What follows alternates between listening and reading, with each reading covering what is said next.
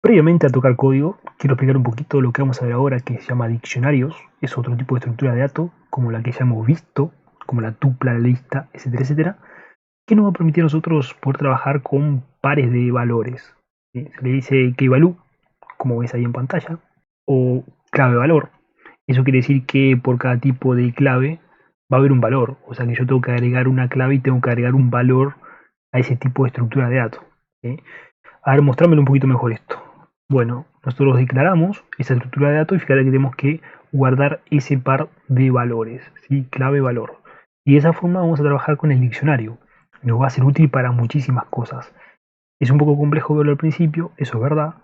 Pero bueno, yo creo que con la práctica uno se empieza a entender en sí lo que va desarrollando, ¿sí?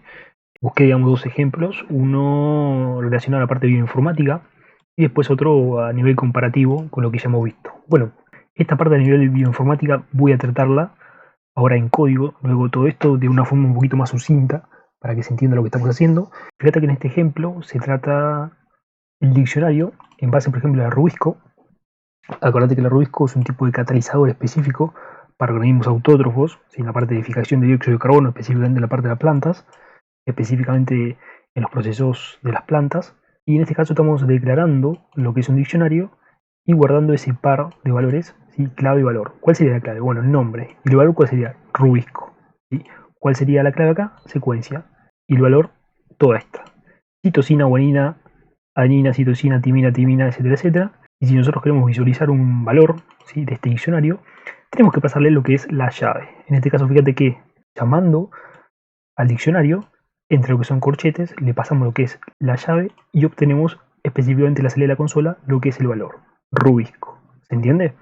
Capaz no se entienda mucho acá. Vamos a después llevarlo esto a la consola con una ejemplificación que yo he desarrollado y se va a entender un poco mejor. De la misma forma nosotros llamamos a esta clave y obtenemos lo que es ese valor, ese conjunto de bases nitrogenadas. Citosina, guanina, adenina, citosina, timina, timina, adenina, guanina, etcétera, etcétera. ¿Se entiende? Y si nosotros llamamos en sí a lo que es el diccionario, obtenemos todas las claves y todos los valores. Y toda la llave y valor, todas las key y todas las value. Podemos realizar diferentes tipos de manipulaciones con diccionarios. ¿Sí? Vamos a trabajar manipulaciones más complejas a medida que avancemos en el curso. Te quiero dar las estructuras de datos más convencionales para trabajar con bioinformática y después vamos a analizar diferentes tipos de modelos en bioinformática con todo esto. ¿Sí? Y va a ser un poquito más complejo. La famosa data, la que ya hemos visto los días anteriores. Así que bueno, después esto investigar un poco lo que también te quería mostrar las diferencias hasta el momento lo que ya tenemos, ¿sí? Lo que son tuplas, listas y diccionarios, cómo lo podemos caracterizar. Por ejemplo, bueno, según su definición, ya hemos definido tuplas, hemos definido listas, vamos a definir diccionarios. Fíjate que la tupla lista es parecida, la diferencia es que la tupla la tenemos que definir entre llaves, y perdón, entre paréntesis, y la lista lo que es corchetes. Podemos guardar diferentes tipos de datos, ¿sí? Strings, decimales, enteros, etcétera, etcétera.